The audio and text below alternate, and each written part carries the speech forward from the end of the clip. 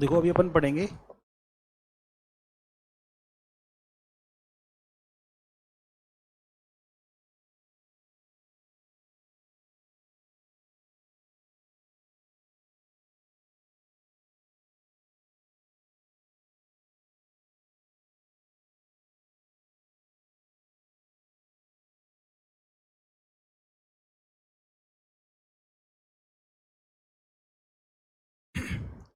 दिल्ली सल्तनत काल में कला और संस्कृति।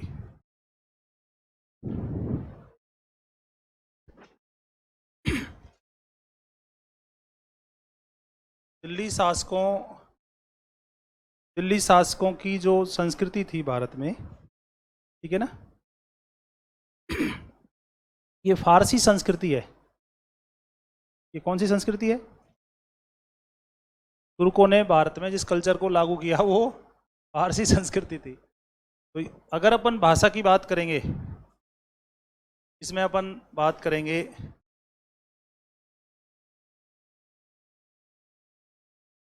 स्थापत्य कला की, इसमें बात करेंगे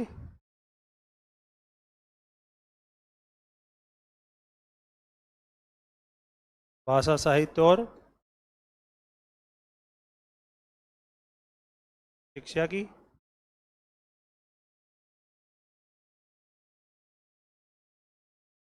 संगीत कला की,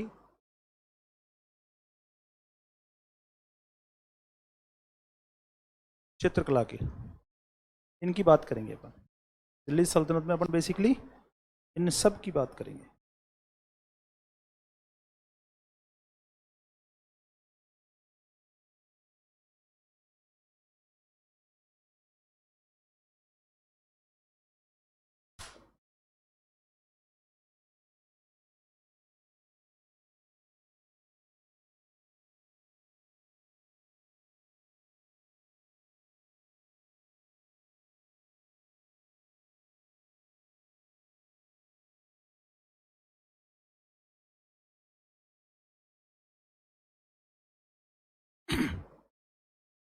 तो सल्तनत काल में जो भाषा थी ना वो फारसी थी, कोई समस्या ही नहीं है।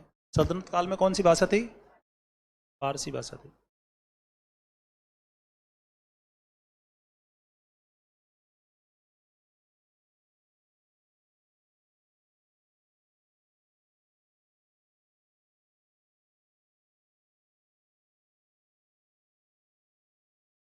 ऐसे समझो,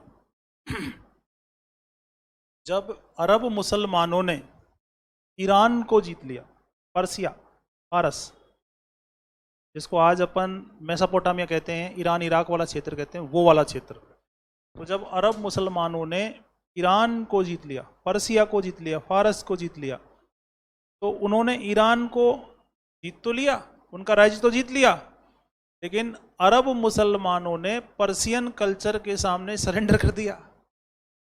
अरब संस्कृति कमजोर साबित हुई फारसी संस्कृति के सामने। इसलिए विजेता अरब मुसलमानों ने अपने पराजित लोगों के कल्चर को ग्रहण कर लिया। किसको ग्रहण कर लिया? पर्शियन कल्चर को ग्रहण कर लिया। वहीं से पूरा इस्लाम क्या हो गया है? फारसी। भारत जो मुसलमान आए उनके पास कौन सा कल्चर है? फारसी कल्चर है। इसलिए उनकी यहां जो मातृभाषा थी अरबी, वो नहीं है। यहां कौन सी भाषा है? इसलिए अधिकांश लेखन काव्य किस में हुए हैं?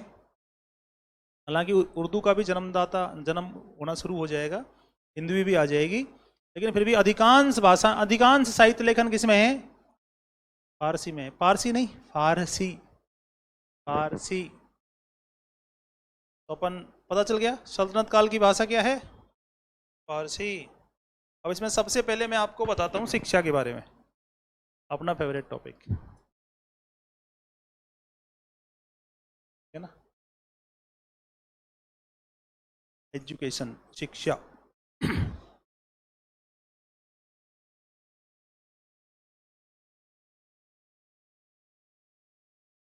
शिक्षा का आरंभ किसी ना किसी संस्कार से होता है। शिक्षा से संबंधित जो हिंदुओं के जो संस्कार होते हैं,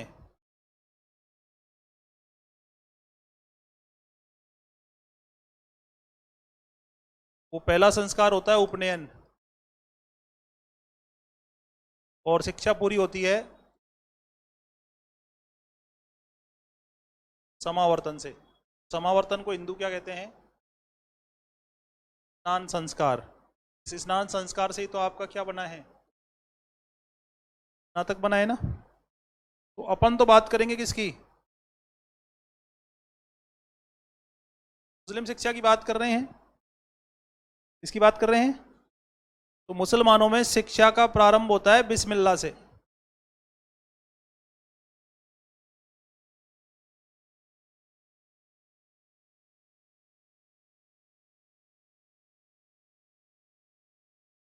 हिंदुओं में शिक्षा का आरंभ किससे होता है? उपनयन से। मुसलमानों में शिक्षा का आरंभ किससे होता है? बिस्मिल्लाह से होता है। और ये संस्कार होता है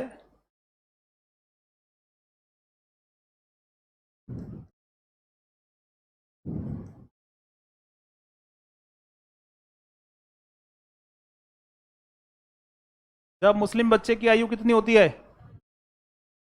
4 वर्ष 4 माह और 4 दिन। उस समय बच्चे का क्या करते हैं? वो बिस्मिल्लाह करते हैं। ठीक है, क्लियर? हिंदुओं में शिक्षा पूरी किससे होती है? समावर्तन संस्कार से, जिसका दूसरा नाम क्या है? स्नान संस्कार। और मुस्लिम बच्चे की शिक्षा पूरी होती है दस्तरबंदी से। मुस्लिम बच्चे की शिक्षा किससे पूरी होती है? दस्तरबंदी का मतलब है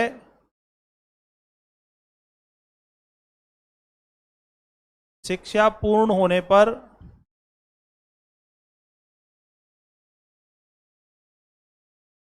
प्रमुख शिक्षक द्वारा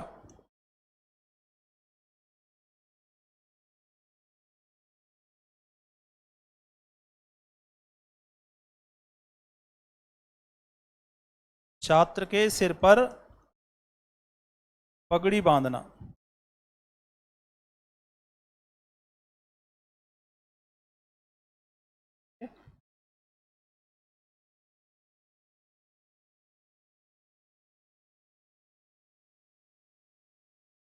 हिंदू प्राइमरी स्कूल में पढ़ने जाते हैं, उसे क्या बोलते हैं? पाठशाला। ये तो जानते हो। तो मुस्लिम दुनिया में ये कहलाता है मकतब।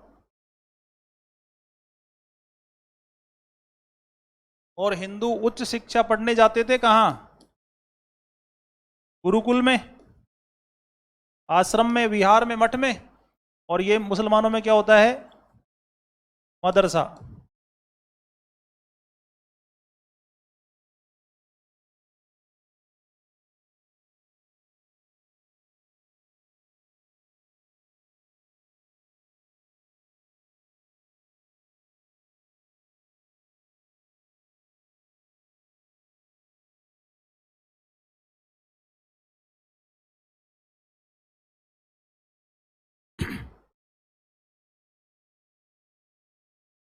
पूरा क्लियर है? फिर ऐसे ही लिख रहे हो?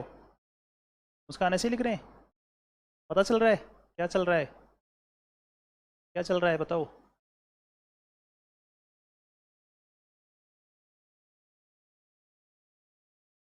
क्या चल रहा है?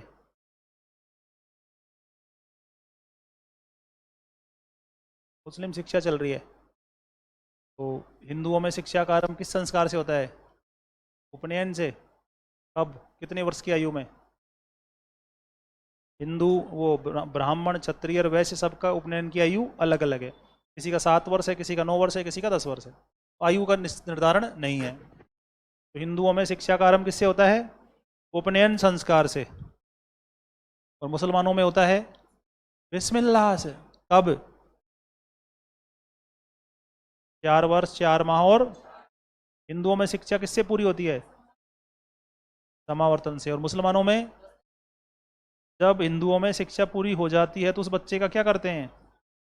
उसे चौकी पर बैठाकर स्नान करवाते हैं। और मुसलमानों में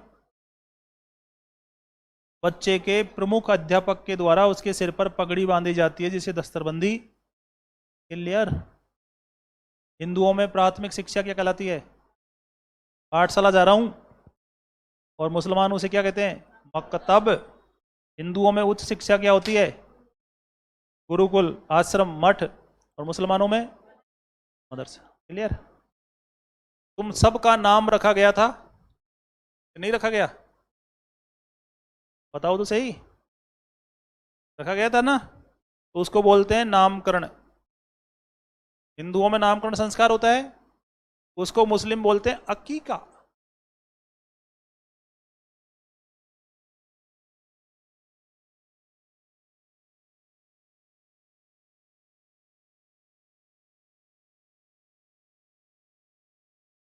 हिंदुओं में जो नामकरण और संस्कार होता है वो मुसलमानों में क्या कहलाता है? अकीका।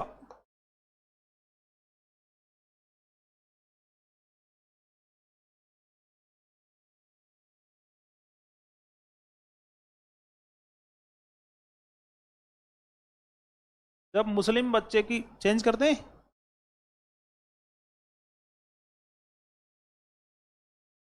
जब मुस्लिम बच्चे की शिक्षा पूर्ण हो जाती थी तो उसे 3 तरह की उपाधियां दी जाती थी।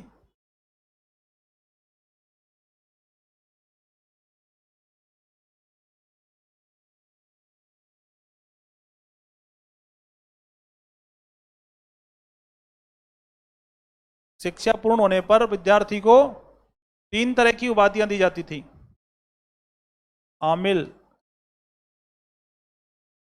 पहली उपाधि कौन सी है? आमिल। ये धार्मिक क्षेत्र के विद्यार्थी को, अगर कोई विद्यार्थी ने धर्मशास्त्र में शिक्षा प्राप्त की है तो उसे कौन सी उपाधि देंगे? आमिल। फाजिल।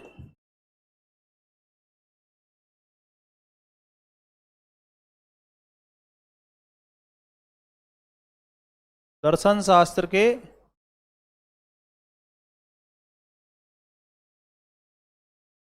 विद्यार्थी को,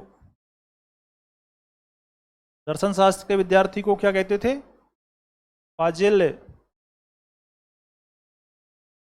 और जिसने साहित्य का अध्ययन किया है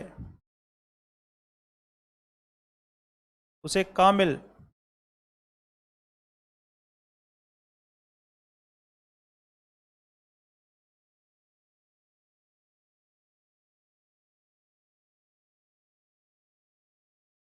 विद्यार्थियों को 3 तरह की उपाधियां दी जाती थी, कौन कौन सी?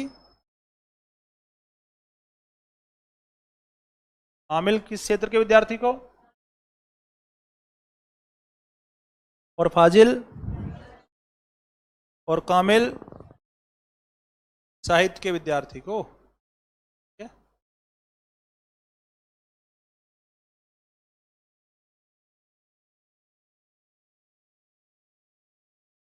अब देखो, अब इस समय सल्तनत काल में जो भारत में शिक्षा के जो प्रमुख केंद्र थे,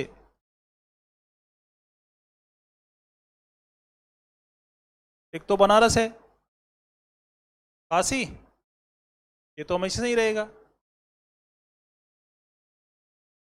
दूसरा मिथिला है। तीसरा नदिया है।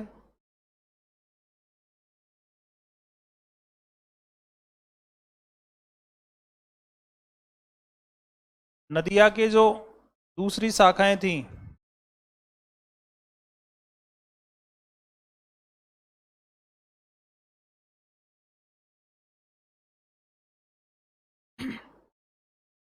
बनारस तो यूपी में है, पता ही है, मिथिला बिहार में है, नदिया बंगाल में है।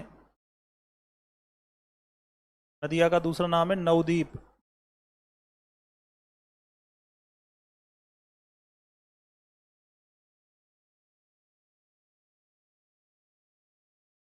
नदिया विश्वविद्यालय के जो अन्य केंद्र थे उसके गोपालपाड़ा और शांतिपुर।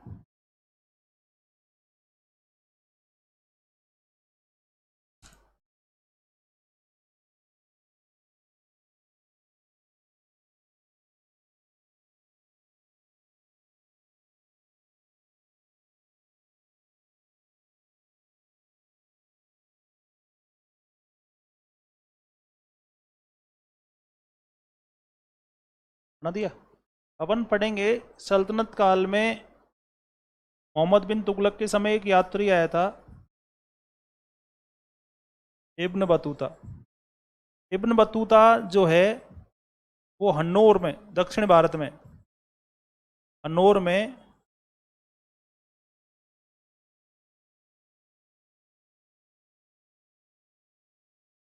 लड़कियों के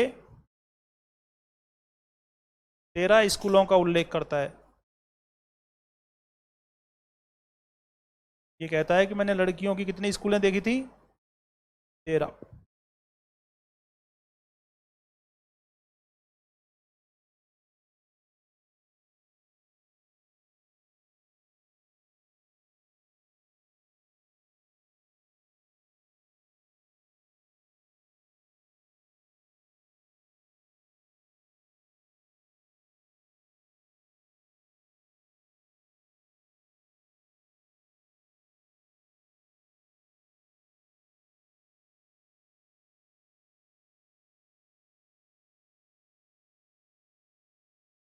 अपन अभी साहित्य की बात की, फिर अपन ने शिक्षा की बात की। तो सल्तनत काल में मुख्य भाषा कौन सी थी? फारसी। अभी बाद में अपन उसकी तुर्की की, हिंदी की बात कर लेंगे। चेंज कर दें? तो हन्नौर में लड़कियों के 13 विद्यालयों का उल्लेख कौन करता है? Ibn Battuta. अपन पढ़ेंगे क्या? साहित्य। सल्तनत काल में मध्यकालीन भारत में इतिहास लेखन में गतिशीलता हो गई थी।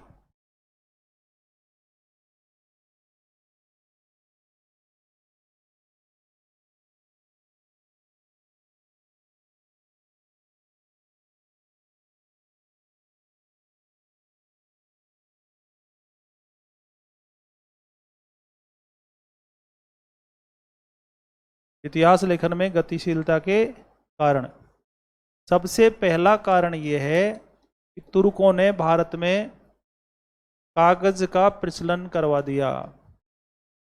तुर्क कागज बनाने की विधि लेके आए थे ना, तो तुर्कों ने भारत में कागज का प्रचलन करवा दिया। दूसरा है पैगंबर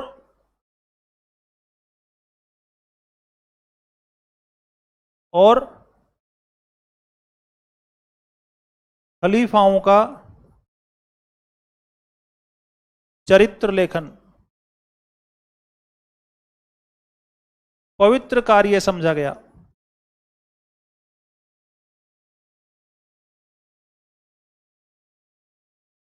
इस समय इस धारणा को बल मिला कि पैगंबर हजरत मोहम्मद और खलीफाओं का जीवन चरित्र लिखना एक पुण्य कार्य है। और फिर शासकों ने ऐसे लोगों को प्रोत्साहित किया।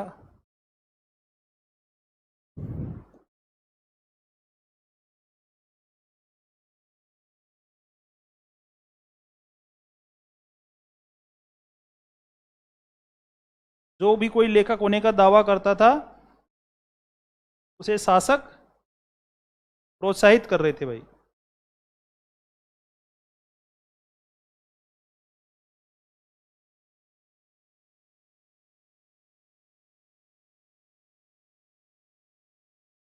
इस समय भारत में जो इतिहास लेखन माना जा रहा था ना, वो इतिहास लेखन का वो तरीका था कि शासक का इतिहास जो है वही युग का इतिहास है। जैसे किसी ने अगर अलाउद्दीन खिलजी का इतिहास लिखा, जैसे बर्नी ने तारीख फिरोज शाही में फिरोज का इतिहास लिखा, तो फिरोज का इतिहास ही उस समय के भारत का इतिहास मान लिया गया। शासक का इतिहास युग का इतिहास बना दिया गया, जबकि ऐसी कोई बात, मध्यकालीन इतिहास लेखन का दोष है ये। अब जो इतिहास लेखन हो रहा था ना, भारत में जो इतिहास लेखन हुआ वो ईरानी और अरब पद्धतियों से हुआ। अरबी और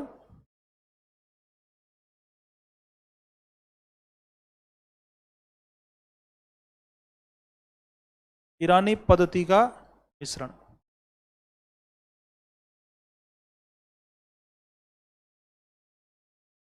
कैसे भाई? देखो, अरब लेखन के प्रकार आएंगे।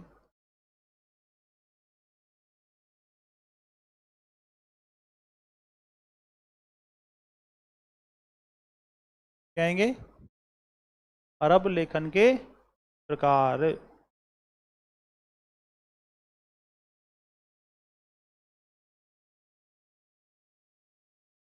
इसमें पहला है अंसाब,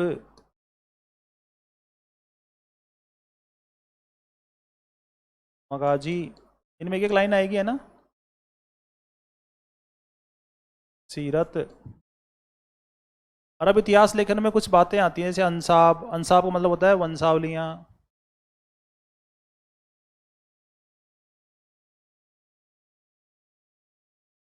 अंसाब का मतलब क्या होता है, वंशावलियाँ। और मगाजी का मतलब होता है युद्ध विवरण।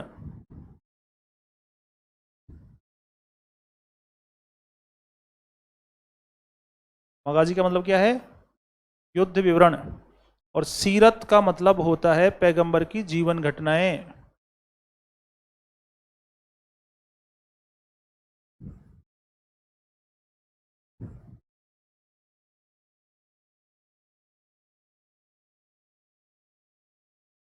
सीरत का मतलब क्या होता है, और तबकात, सामान्य इतिहास।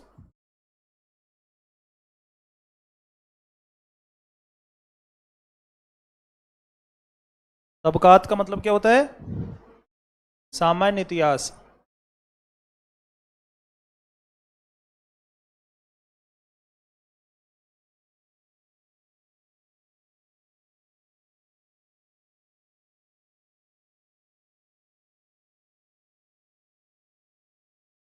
अरब इतिहास लेखन में के जो प्रकार हैं उसमें एक तो है अंसाब। अंसाब का मतलब क्या है, वंशावलिया। तबकात का मतलब क्या है, सामान्य इतिहास। मगाजी का मतलब क्या है, अंसाब का मतलब क्या है, वंशावलियां। सीरत का मतलब क्या है, पैगंबर का जीवन चरित्र। भारत में जो इतिहास लेखन हुआ वो अरब और ईरानी पद्धतियों का मिश्रण था। अरब लेखन तो ये है, ये तो क्या है, अरब लेखन है, ठीक है। तो भारत में मध्यकाल में जो इतिहास लेखन हुआ उसने गति क्यों पकड़ी, क्योंकि इस समय कागज का प्रचलन हो गया। इस समय क्या हुआ, और शासकों ने इसे प्रोत्साहन देना शुरू। इस समय यह माना गया कि पैगंबर और खलीफा का जीवन चरित्र क्या है, एक पवित्र कार्य माना गया। तो अब अपन इस काल के क्या देखेंगे, प्रमुख इतिहासकार देखेंगे। सल्तनत काल के प्रमुख इतिहासकारों की बात करेंगे। जिसको अपन इतिहास कहते हैं ना उसको फारसी में कहते हैं तारीख। अपन कहते हैं ना जिसको इतिहास, उसको ये क्या कहते हैं, तारीख। तारीख, जैसे तारीख फिरोज शाही, अपन इसे कहेंगे फिरोज शाह का इतिहास, और ये कहेंगे तारीख फिरोज शाही। तारीख फिरोज शाही, फिरोज शाह का तारीख फरिश्ता, तारीख अलाई, अलाउद्दीन खिलजी का इतिहास। ऐसे समझ गए। जिसको अपन इतिहास कह रहे हैं उसको फारसी में क्या कहते हैं, तारीख।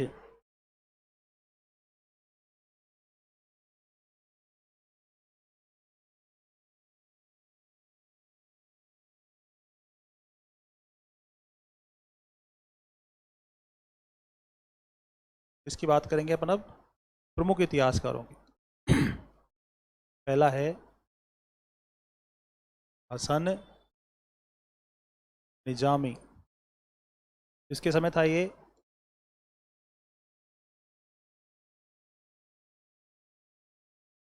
कुतुबुद्दीन ऐबक का दरबारी। ने क्या लिखा,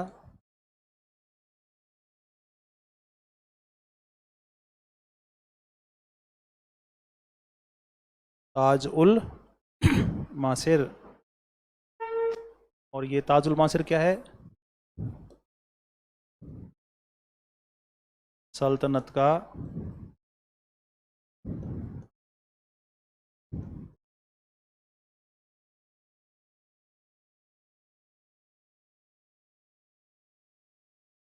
पहला राज के इतिहास।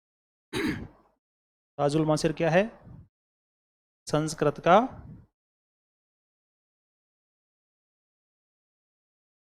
क्या?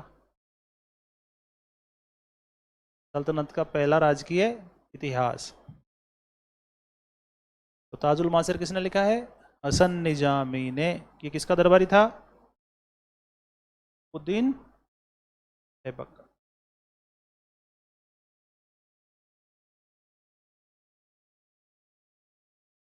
नंबर 2 है फक्र ए मुदब्बिर। फक्र ए मुदब्बिर की किताब है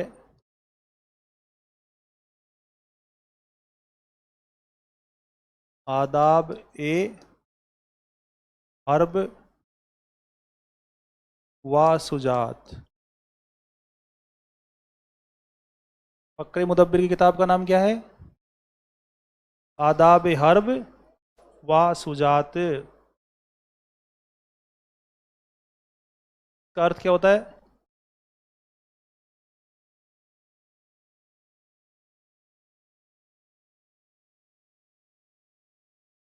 राजाओं के रिवाज और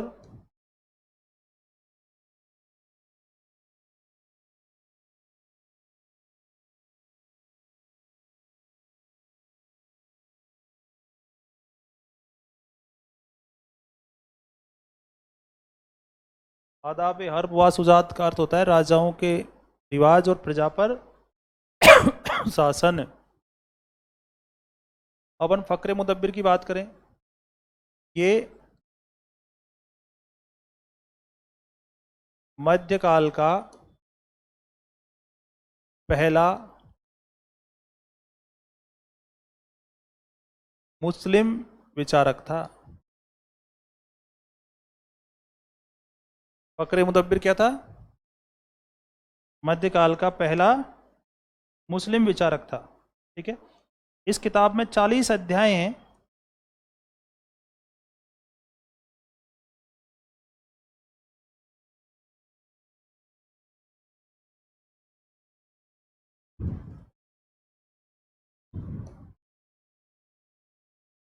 और शुरुआती 12 अध्याय जो हैं, पुस्तक में कितने अध्याय हैं? और शुरुआती जो 12 अध्याय हैं वो इल्तुतमिश के बारे में है।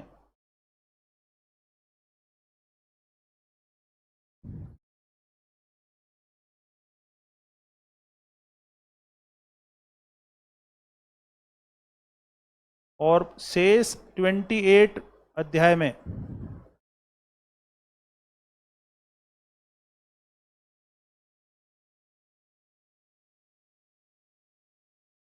युद्ध कला विवरण है। ये जो पुस्तक है ये इल्तुतमिश को अर्पित है।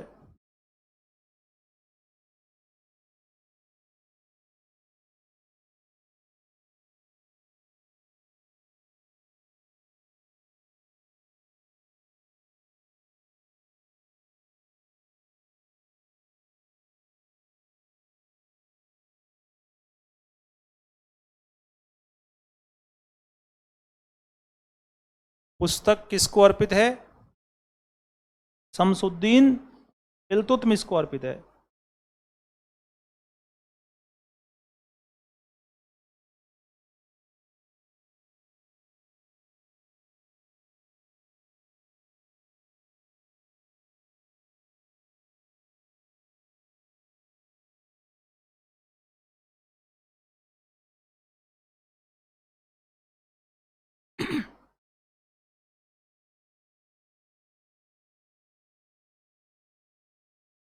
क्या हुआ, तबीयत खराब है?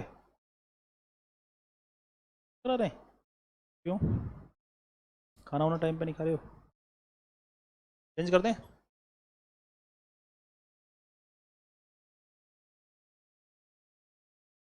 तो फक्र मुदब्बिर ने कौन सी किताब लिखी? इसमें किसका वर्णन है? युद्ध कला का। और इल्तुतमिश का। किताब किसे अर्पित है?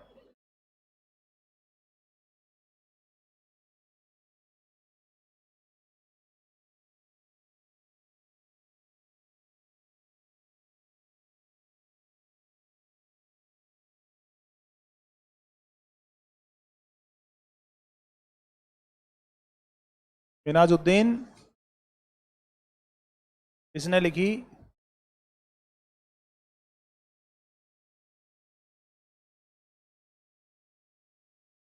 तबकाते नासिरी। आगे ना तबकात, नासिरुद्दीन का सामान्य इतिहास किताब में पैगंबर मोहम्मद से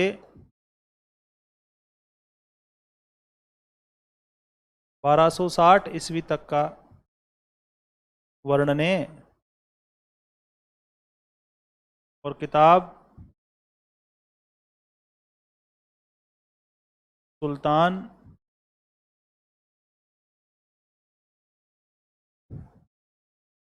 नासिरुद्दीन महमूद को अर्पित है।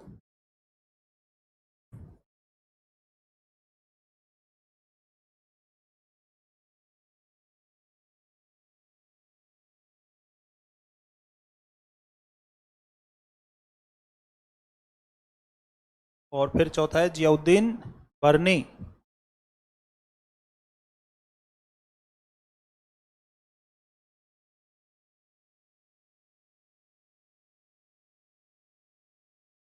बरनी एक तो इतिहास लेखन को प्रायश्चित का माध्यम बनाता है। मोहम्मद बिन तुगलक ने बरनी को नदीम का पद दिया, जिस पर ये 17 सालों तक रहा। और दूसरा, फिरोज शाह तुगलक ने इसे जेल में डाल दिया और इसकी सारी संपत्ति जब्त कर ली। बरनी कहता है एक तो इतिहास को विज्ञान की रानी, इतिहास को विज्ञान की रानी। दूसरा, ये इतिहास लेखन को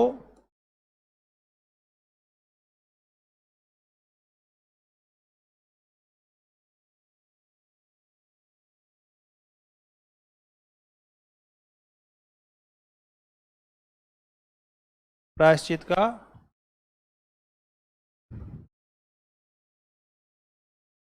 माध्यम मानता है।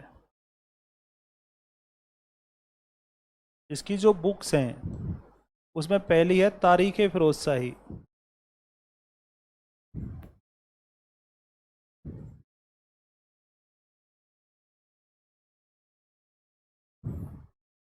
और तारीख फिरोज शाही में जहाँ पे तबकात नाजरी समाप्त होती है ना, वहाँ से शुरू होती है।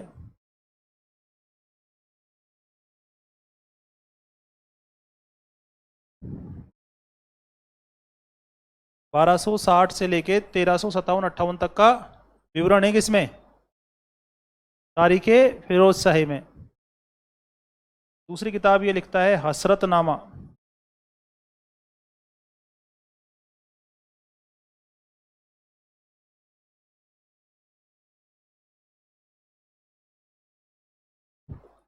तीसरी किताब ये पैगंबर मोहम्मद की शान में लिखता है नाट मोहम्मदी, जिसको शान मोहम्मदी भी कहते हैं। फिर एक किताब लिखता है ये फतवाए जहांदारी।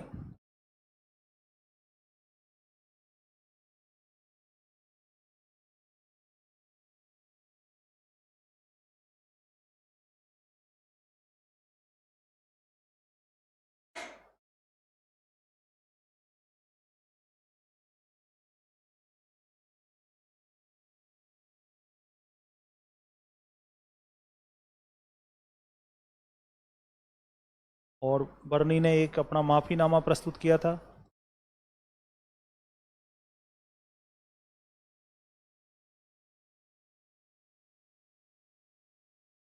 तो बर्नी की सबसे जो जरूरी किताब है वो है तारीख फिरोज है। लेकिन इसने शासन से संबंधित जो नियम कायदे बताए वो किसमें? फतवाए जहांदारी। जहाँ शासन से संबंधित तीन होते हैं ना, दीनदारी धर्म से संबंधित, दुनियादारी संसार से संबंधित, और जहांदारी शासन से संबंधित। तीन दारियाँ होती हैं, दीनदारी, दुनियादारी, जहांदारी। दीनदारी धर्म से संबंधित, दुनियादारी सांसारिक कार्यों से संबंधित, और जहांदारी शासन से संबंधित। फतवाए जहांदारी में किसका विवरण है?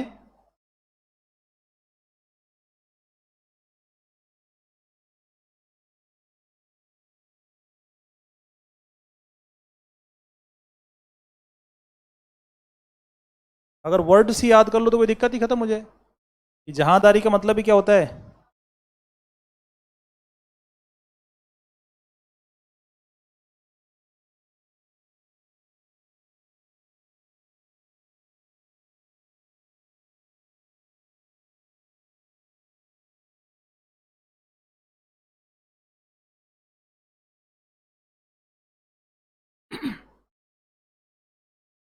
चेंज कर दें।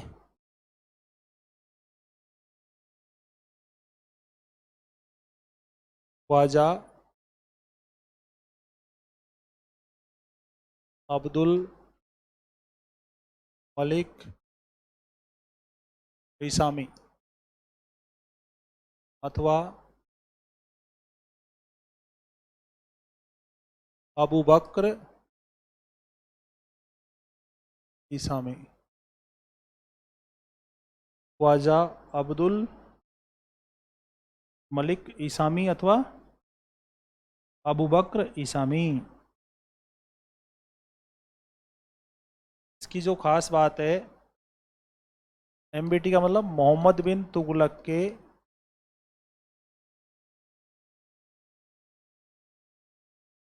राजधानी परिवर्तन पर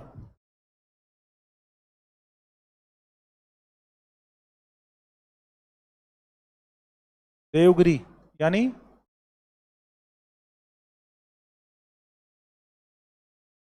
दौलताबाद आया।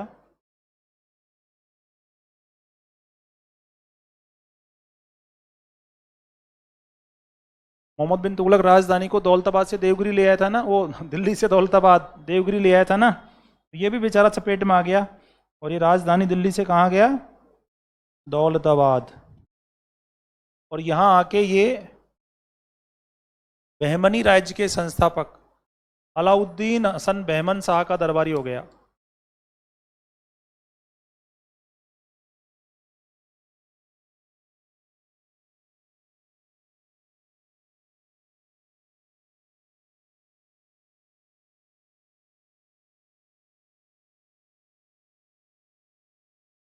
और यहाँ रहकर ही इसने किताब लिखी।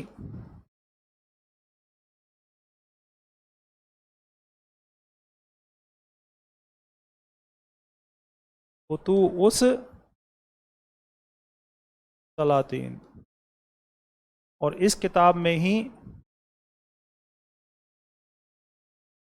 चरखा का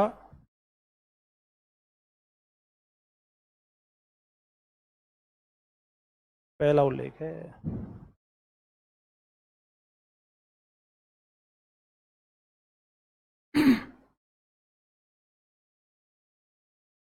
तो किताब किसको अर्पित है, पुस्तक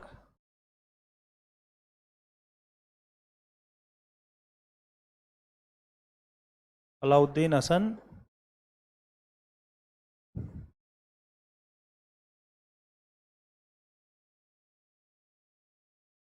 बहमन शाह को अर्पित है। पुस्तक किसे अर्पित है, अलाउद्दीन हसन बहमन शाह को अर्पित है।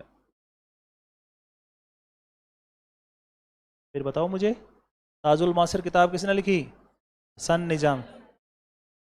और फक्र मुदब्बिर की किताब का नाम क्या है,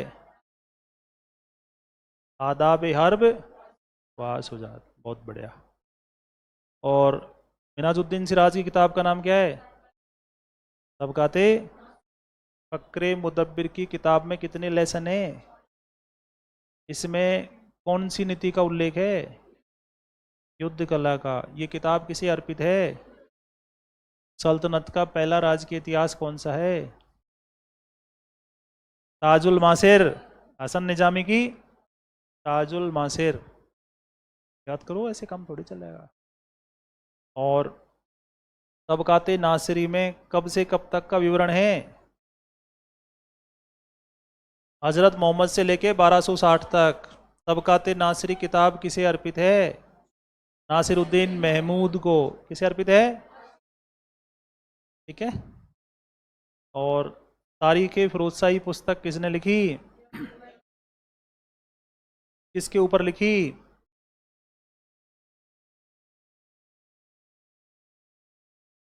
अरे इस किताब में किसका विवरण है? फिरोज शाह तुगलक का। तारीख नाम से ही पता चल रहा है।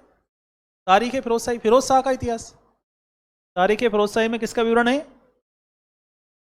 फिरोज शाह तुगलक का। किताब कहाँ से कहाँ तक है? चरखा का पहला उल्लेख किसने किया? अबू बकर ईसामी ने। इसकी किताब का नाम क्या है? अबू बकर ईसामी किसका दरबारी था? अलाउद्दीन हसन बहमन शाह का। अबू बकर ईसामी ने फुतुह सलातीन पुस्तक किसे अर्पित की? किसे अर्पित की? अब चलते हैं इब्न बतूता के पास। इब्न बतूता, कौन सा बतूता है ये? Ibn Battuta. ये कहाँ से आया था? मोरक्को से आया। किसके दरबार में? एमबीटी का दरबारी। एमबीटी ने इसे क्या कहा? अजीज।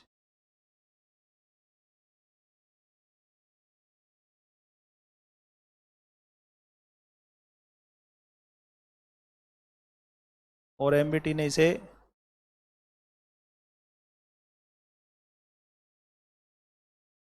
राजदूत बनाकर कहाँ भेजा? चीन भेजा। और इसकी किताब है रहेला। और ये अरबी में है। अपवाद आ गया ना।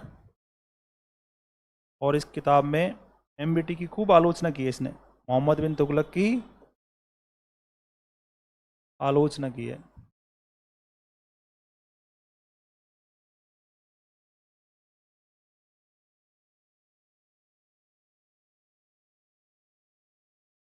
तो मोहम्मद बिन तुगलक का आलोचनात्मक वर्णन किया है किसने? इब्न बतूता ने।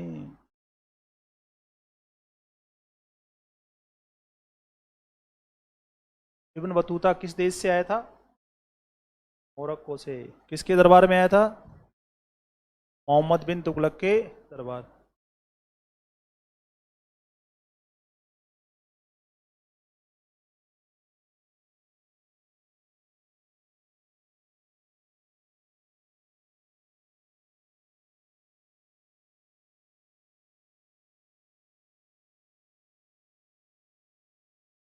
अब है याहिया बिन अहमद सरहिंदी। इसने किताब लिखी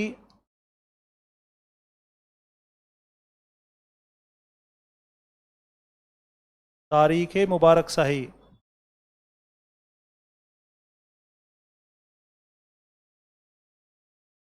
ये खिज्र वंश के सुल्तान मुबारक शाह को अर्पित है। तो वो नहीं, सैयद सुल्तान मुबारक शाह को अर्पित है। किसे अर्पित है?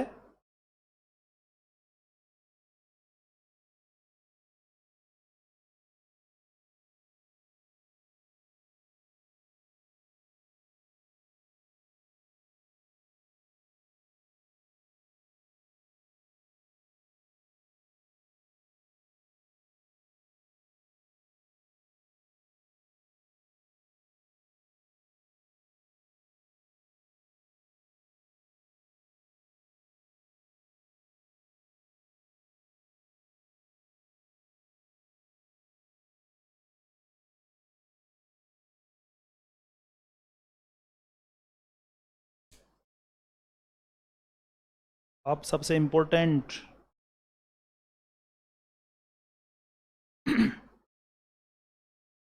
अबुल हसन यामिनुद्दीन खुसरो।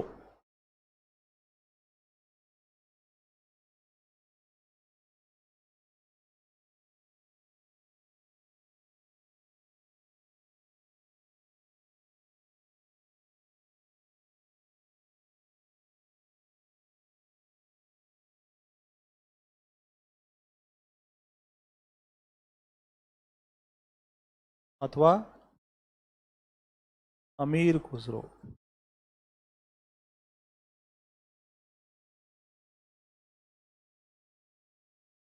अबुल हसन यामीनुद्दीन खुसरो अथवा अमीर खुसरो।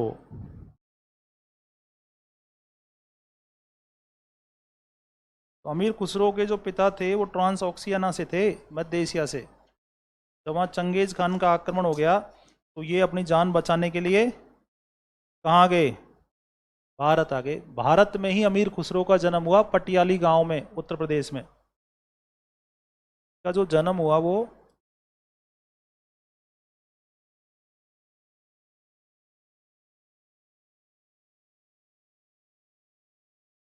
पटियाली गांव में। कहाँ? बदायूं में, यूपी में।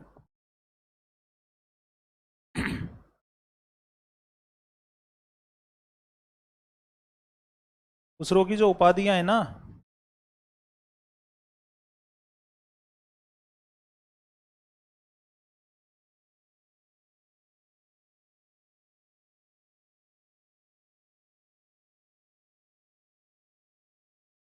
तोताए हिंद, और दूसरी उपाधि है तुर्कुल्ला। खुसरो को क्या बोलते हैं? तोताए हिंद अथवा तुर्कुल्ला।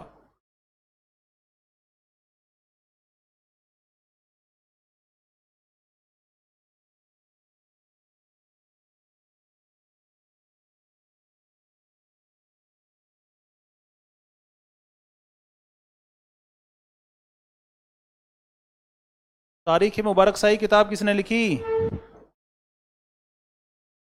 तारीख मुबारक शाही पुस्तक किसने लिखी? याहिया बिन अहमद। किताब किसे अर्पित है? सैयद शासक मुबारक शाह को।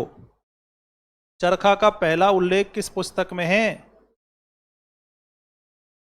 वो तो उस सलातीन में। ये किताब किसने लिखी? अबू बक्र। ये किताब किसे अर्पित है? अलाउद्दीन हसन बहमन शाह को। किताब किसे अर्पित है? अलाउद्दीन हसन बहमन शाह को। खुसरो का पूरा नाम क्या है? अबुल हसन यामीनुद्दीन खुसरो। या इसका जन्म कहाँ हुआ? पटियाली। कहाँ पटियाली गांव? कहाँ है? हम्म,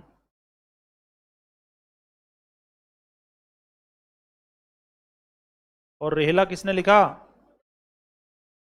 हम्म, इब्न बतूता ने। किस भाषा में लिखा? अधिकांश किताबें तो फारसी में लिखी गई हैं, जैसे ये अरबी में है तो आपको बता दिया। ऐसे कोई और किताब आएगी तो बता देंगे आपको। अब खुसरो के बारे में कुछ गलत फहमी है, वो मैं दूर कर देता हूँ। एक तो खुसरो का आरंभिक संरक्षक जो हैं, जहाँ से खुसरो ने अपना साहित्यिक जीवन शुरू किया, वो पहला संरक्षक है बलबन का भतीजा मलिक छज्जू। बलबन का भतीजा खुसरो का पहला संरक्षक था मलिक छज्जू।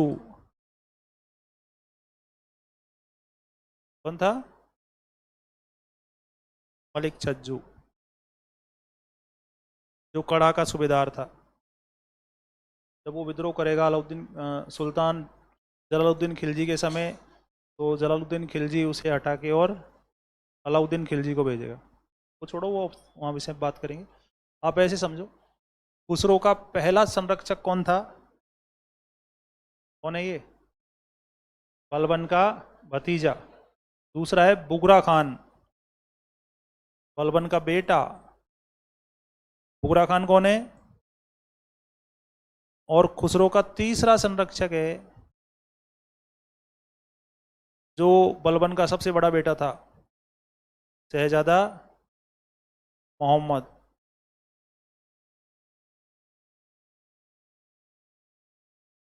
क्लियर? तो ज़्यादा ज्ञान के चक्कर में तुम तीसरे से शुरू करते हो।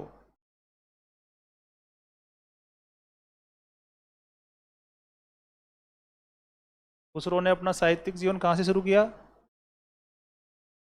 फिर अभी तक क्या रट के बैठे थे?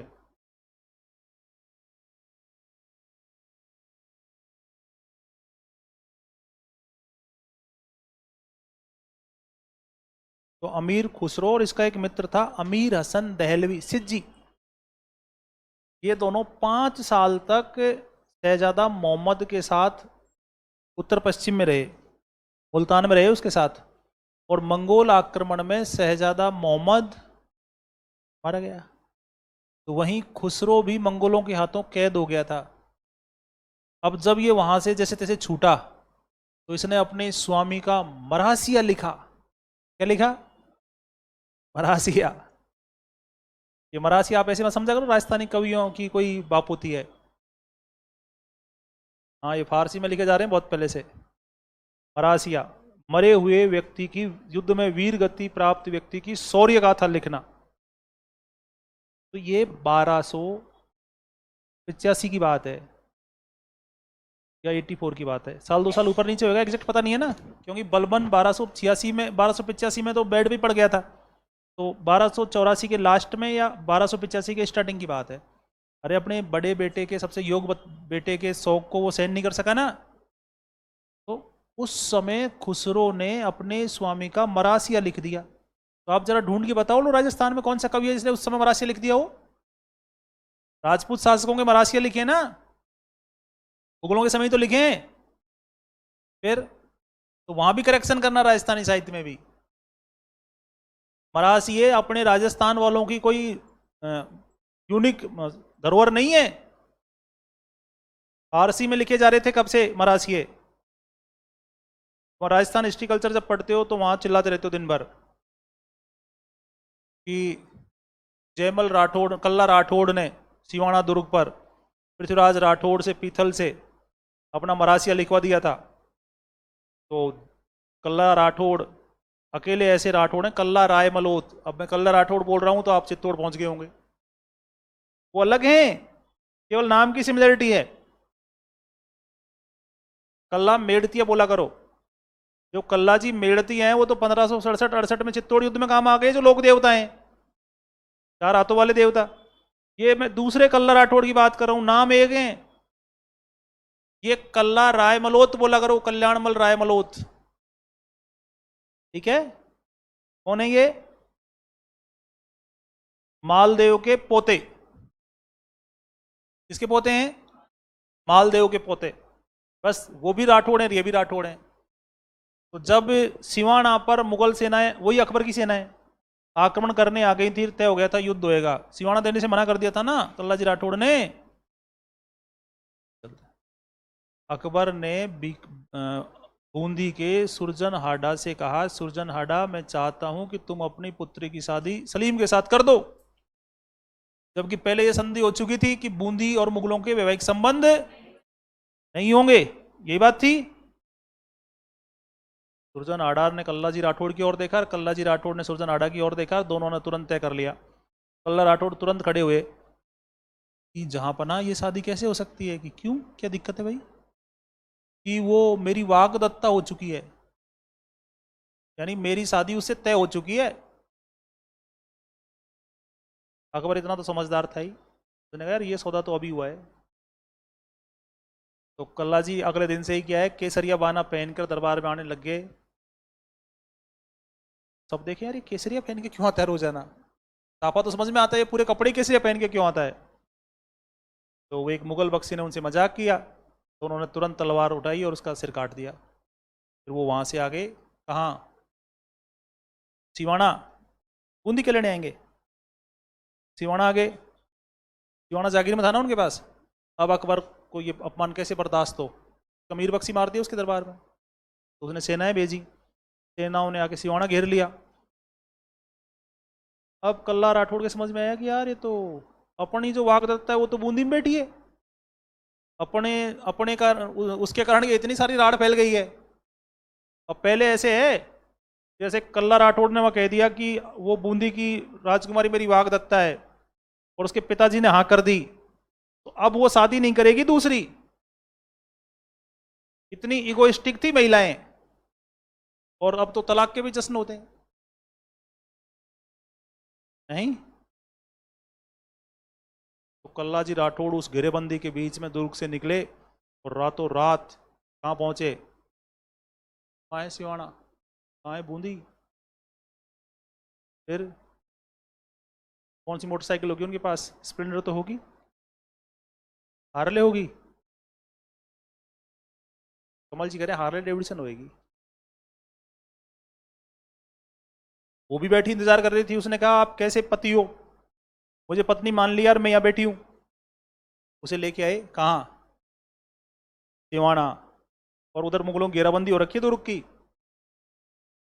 फिर इन्होंने पृथ्वीराज राठौड़ को कहा, पीथल, ठीक है ना, पृथ्वीराज राठौड़ राय सिंह का भाई, बीकानेर के राय सिंह का भाई, उससे मरासिये लिखवाए। पृथ्वीराज राठौड़ ने कहा ये अति क्यों कर रहे हो आप?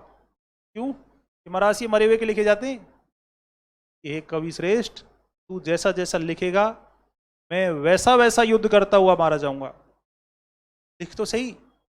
कहते हैं कि पृथ्वीराज राठौड़ ने सर्वश्रेष्ठ मरासिया लिखा है, तो किसका लिखा है? कल्ला राठौड़ का लिखा है। और जैसा उसने मरासिया लिखा उससे ज्यादा अद्भुत युद्ध किया पृथ्वीराज कल्ला राठौड़ ने और वीरगति को।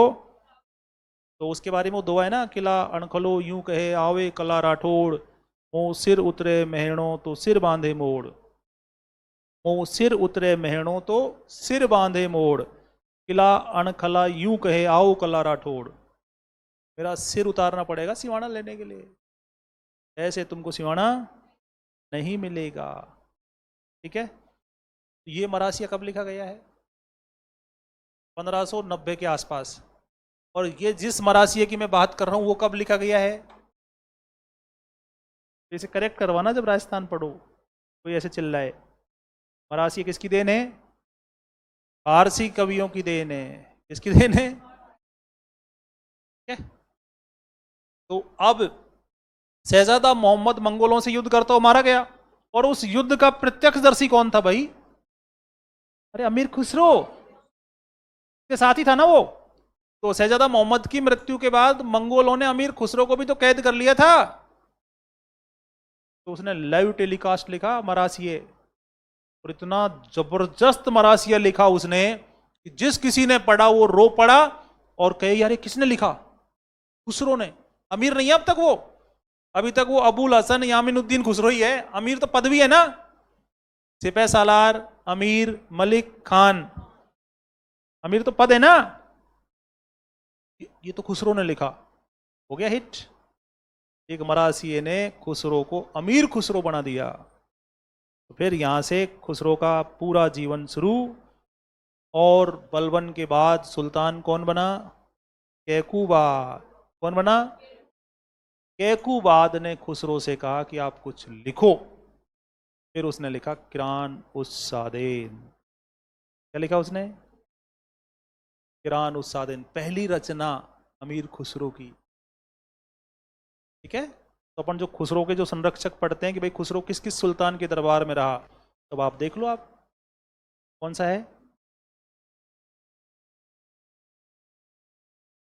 कैकूबाद पहला सुल्तान कौन है जिसके दरबार में गया? वो कैकूबाद। दूसरा सुल्तान जलालुद्दीन खिलजी। तीसरा सुल्तान अलाउद्दीन खिलजी। चौथा सुल्तान मुबारक खिलजी। पांचवा सुल्तान गयासुद्दीन तुगलक। छठा सुल्तान मोहम्मद बिन तुगलक। ये 6 सुल्तान देखे उसने। गड़बड़ वहां होती है जब आप बलबन को जोड़ देते हो,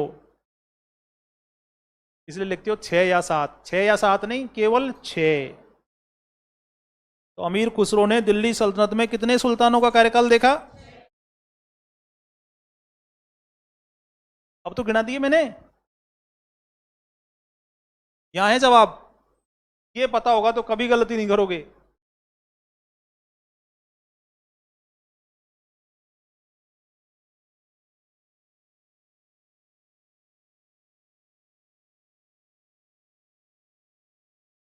कितने सुल्तानों का दरबारी रहा? कहां से शुरू होगी पिक्चर? कैकूबाद से।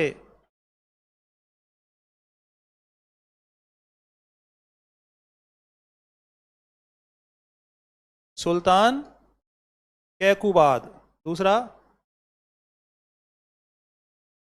जलालुद्दीन खिलजी, तीसरा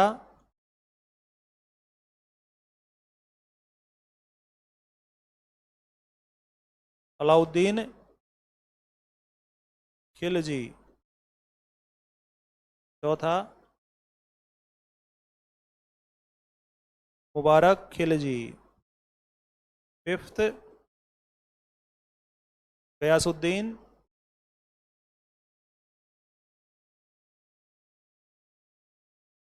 तुगलक, सिक्स्थ मोहम्मद बिन तुगलक।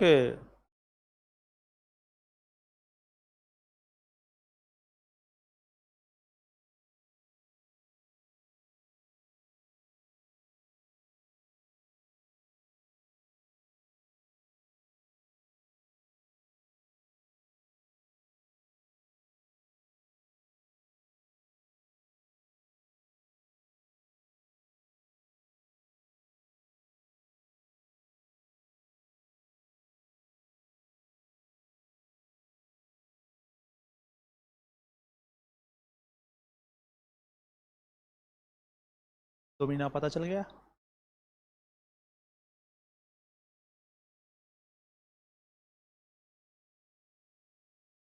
मीर खुसरो का पहला संरक्षक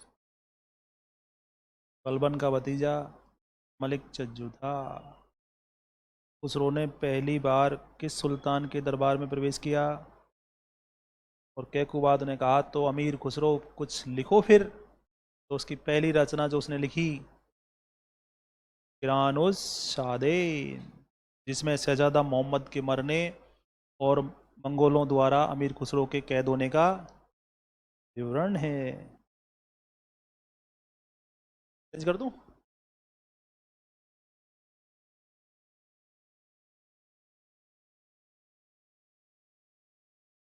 मसनवी होती हैं आख्यान काव्य।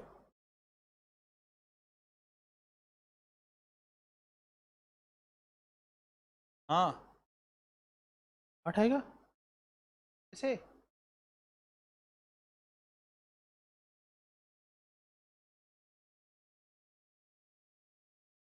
नहीं, क्यूमर्स कहाँ था? क्यूमर्स जलालुद्दीन खिलजी की जेब में था। क्यूमर्स कहाँ था? इधर देखो मेरी ओर, कॉपी मत देखो। क्यूमर्स अलाउद्दीन खिलजी की, जलालुद्दीन खिलजी की जेब में था और उसने उस जेब में से उसको निकाल के और यमुना में फेंक दिया। पता है ना, कहीं नहीं था, किलोखरी में कैदी था। अब दूसरा सवाल पूछ, दूसरा पूछो। और एक हटा दिया। कौन सा? खुसरो खान।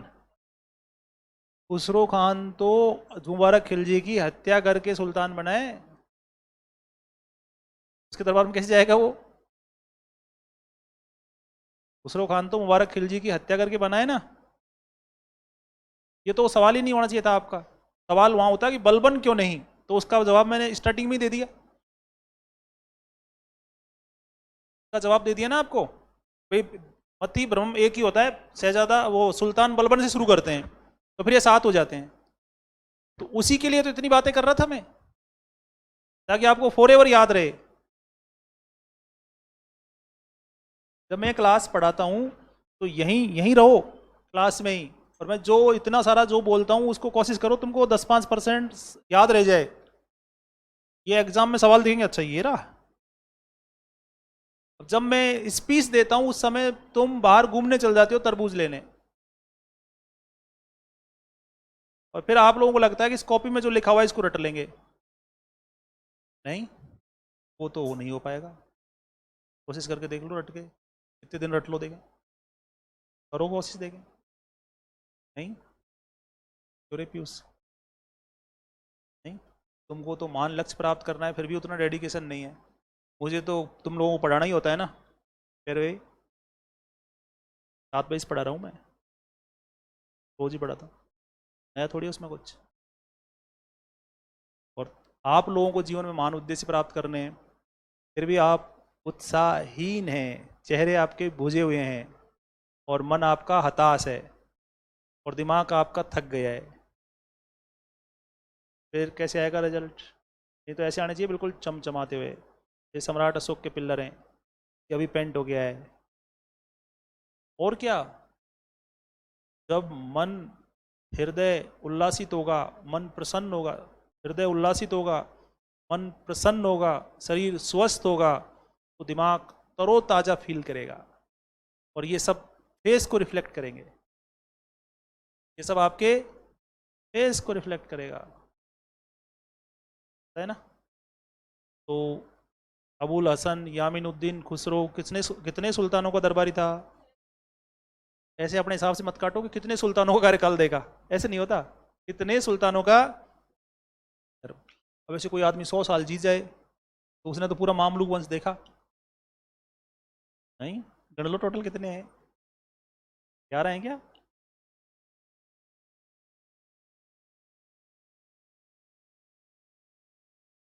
ग्यारह या 13 हैं? 11 हैं।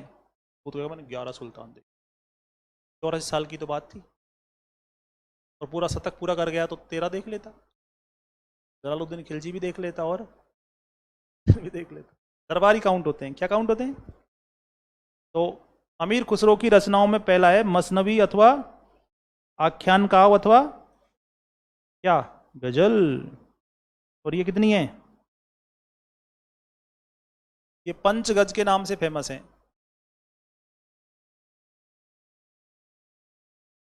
इनकी संख्या कितनी है? 5। इसलिए इनको क्या कहते हैं? पंचगज। ये सभी अलाउद्दीन खिलजी को भेंट में दी गई थी, और इनमें निजामुद्दीन ओलिया को अर्पित है। ये पंचगज किसको अर्पित है? खुसरो के गुरु कौन थे?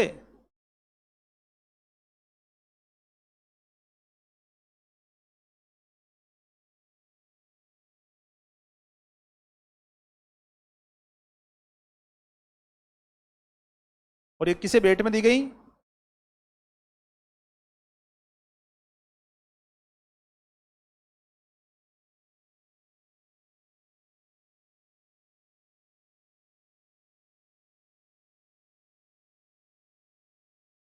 ये सब अलाउद्दीन खिलजी को भेंट में दी गई।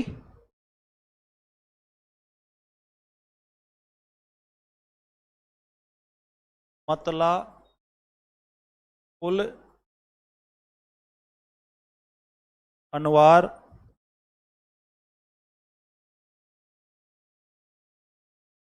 शरीन खुसरो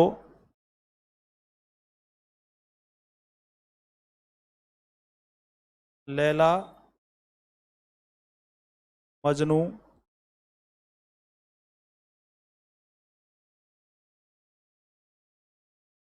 लैला मजनू हस्त बिहिस्त और आईने सिकंदरी।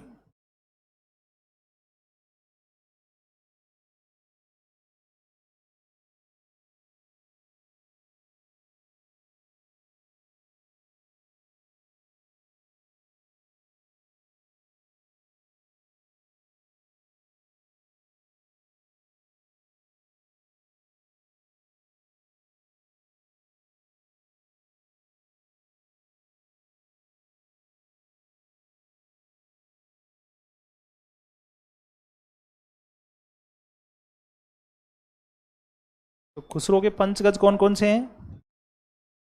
मतला उल अनवार, सिरीन, खुसरो, लैला मजनू, हस्त बिहिस्त और सिकंदरी। आईने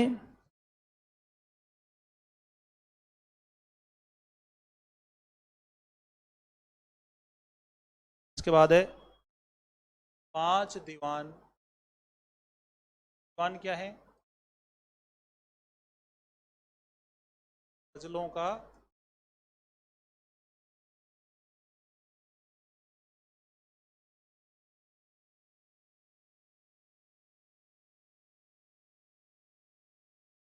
पहला है वस्त उल हयात, दूसरा है हुर्रत उल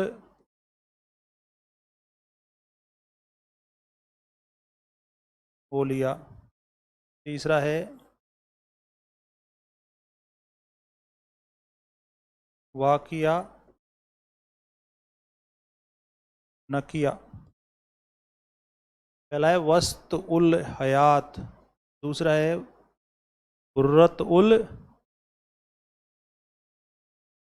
कमाल, गुर्रत उल कमाल,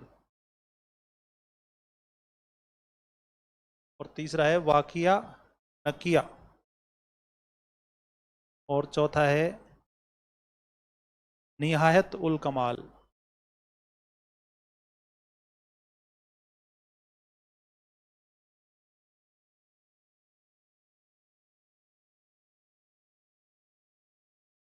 और तू फातुल उस निगार,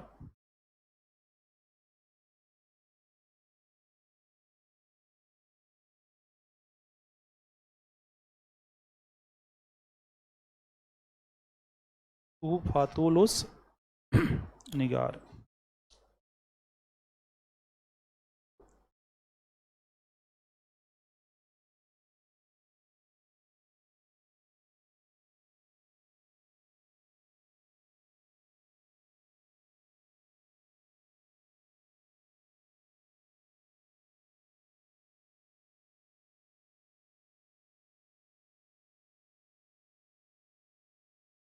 चेंज कर दें, ये तो पंचगज हैं। मतला उल अनवार, तरीन खुसरो, लैला मजनू, हस्त बिहिस्त, आईने सिकंदरी, ये 5 दीवान हैं।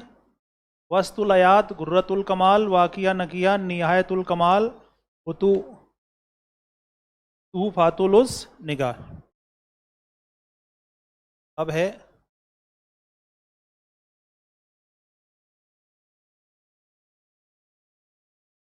ऐतिहासिक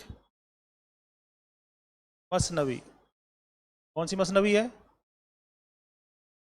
सबसे पहली, अभी तो बताया मैंने, किरान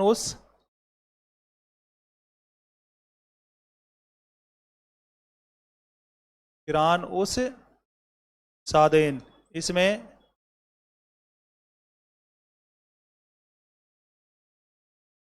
यकूबाद और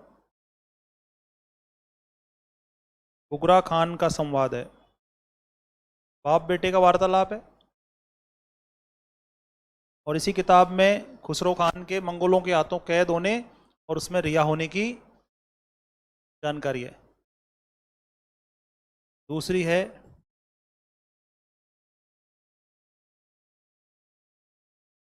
मिफ्ता उल फुतू, इसमें जलालुद्दीन खिलजी का विवरण है।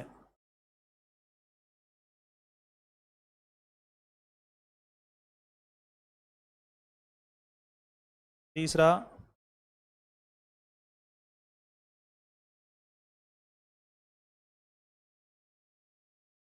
तारीख अलाई, जिसे क्या कहते हैं? खजाइन उल फुतू, खजाइन उल फुतू।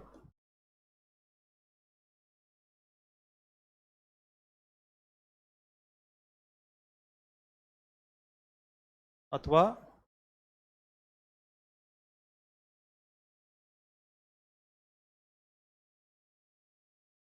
तारीख अलाई, इसमें अलाउद्दीन खिलजी का विवरण है।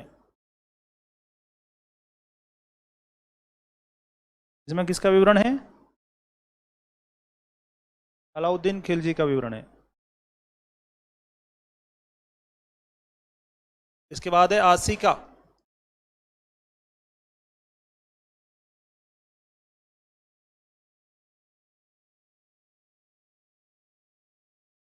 खिजर खान और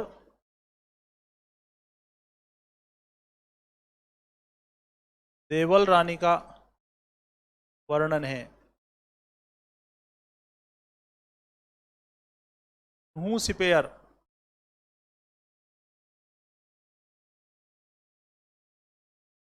इसका शाब्दिक अर्थ है नौ स्वर्ग, नौ आकाश। और इसी में ये भारत की भौगोलिक स्थितियों का वर्णन करता है और भारत की तुलना स्वर्ग से करता है। इसमें मुबारक खिलजी का विवरण है। इसमें ये भारत की तुलना स्वर्ग से करता है और ये कश्मीर को स्वर्ग कहता है। क्या कहता है ये? घर फिर दोष अगर दुनिया में कहीं है, घर फिर दोष बर रूहूं जमी अस्त। अगर दुनिया में कहीं स्वर्ग है, गर फिर दोष बर रूहूं जमी अस्त। अगर दुनिया में कहीं स्वर्ग है तो मेरी मां भारत भूमि ही वो स्वर्ग है। अमी अस्त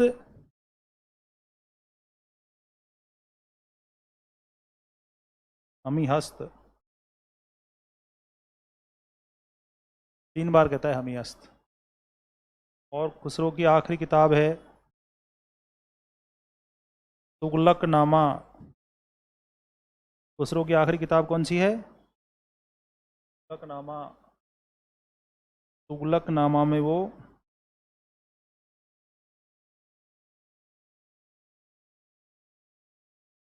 गयासुद्दीन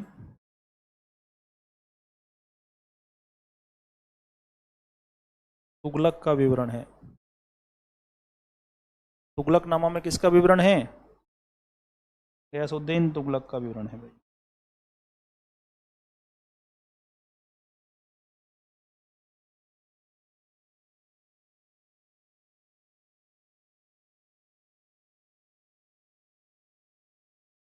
तो ये लो सल्तनत का साहित्य हो गया। मोस्ट प्रोबेबल तो कल ही हो जाएगी। अब तो वही तो बनाने हैं, मस्जिदें और नगर बसाने। सारे बसा दूंगा, मैं ही था कारीगर।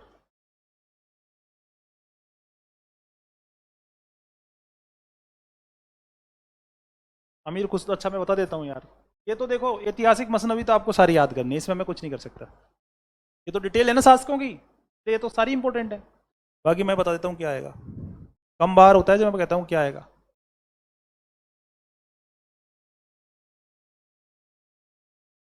ये 2 याद कर लेना। खुश हो गई कि अच्छा बस।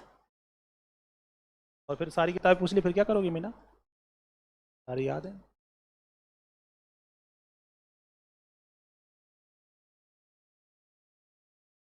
ये बहुत इंपॉर्टेंट है, 6 किताबें। बाकी 2 वो कर लेना, 8 बहुत। केवल अमीर खुसरो थोड़ी आता है सिलेबस में।